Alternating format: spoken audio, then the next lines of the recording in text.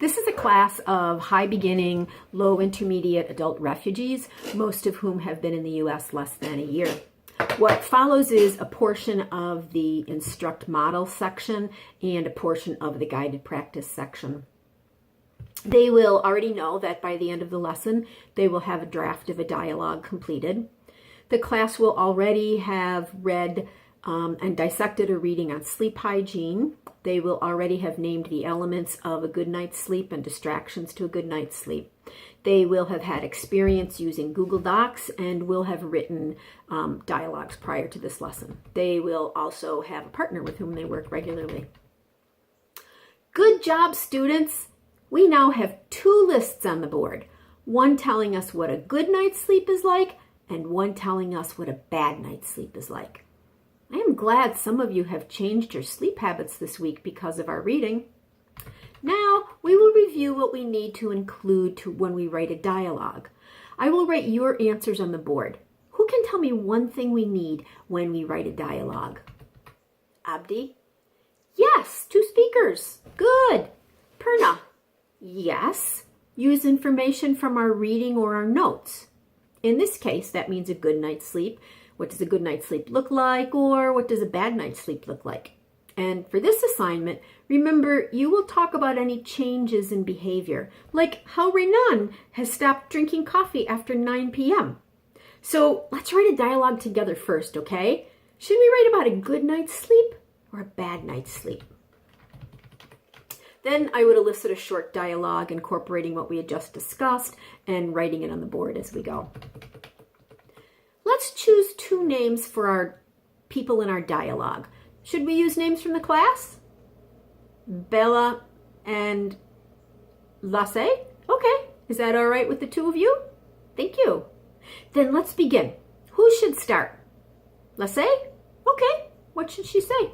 And then I would write these things on the board as they come up with them. So Lasse would say, "Good morning, Bella. You look tired." Bella would say, "I am. I did not sleep well last night."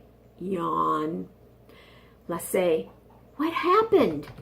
Bella, "My baby was up crying for 3 hours. I was so tired. I ate a lot of chocolate. Then I could not get back to sleep. I ache all over and I can hardly keep my eyes open." What should we have Lasse say? "Your sleep was really disrupted, wasn't it? No wonder your eyes are almost closed." Nice job using the word disrupted, students. How about Bella? What should Bella say? I cannot wait to go to bed tonight. I will tell my husband he must get up with the baby."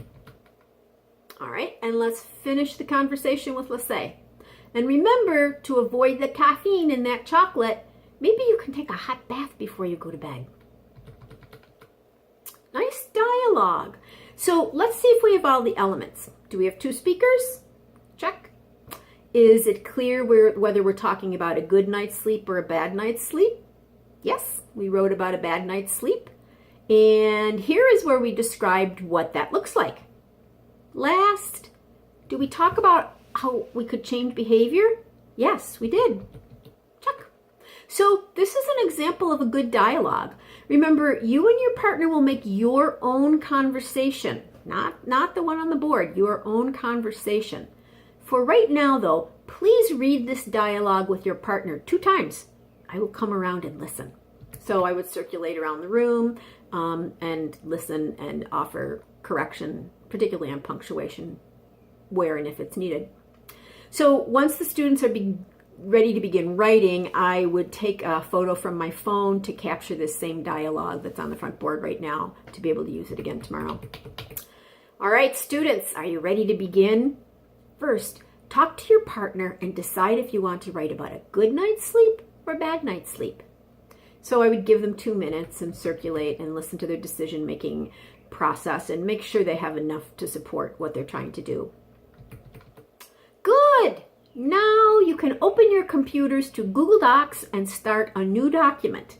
Remember, one of you will start it and then share it with your partner. That way you can both write at the same time. I will come around and help you if you need help sharing that document. When your document is all set up, you can begin writing your dialogue. So I would circulate and advise and help with any technological issues and or the writing of the dialogue as necessary.